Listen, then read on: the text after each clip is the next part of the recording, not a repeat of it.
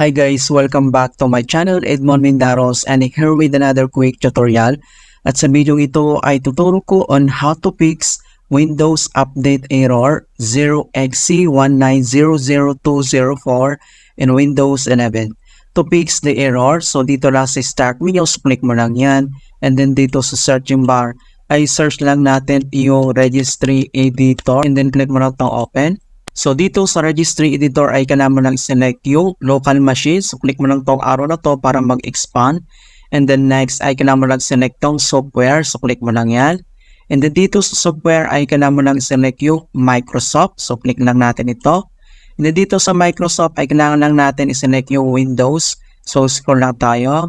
Right, so dito sa Windows, i-click mo lang tong arrow para mag-expand.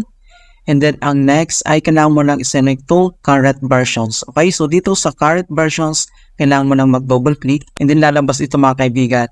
Alright, and then next, so, ang susunod ay kailangan mo lang i-select yung Program Files DIR. Ito siya mga kaibigan. So, double click lang tayo dito.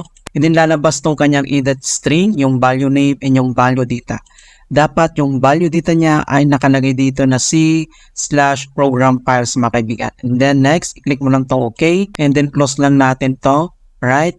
And then, kailangan lang natin mag-restart. Okay? So restart mo lang yung PC natin, yung computer para ma-fix yung error. At pagkatapos ay pwede ka nang mag-download ng Windows Update.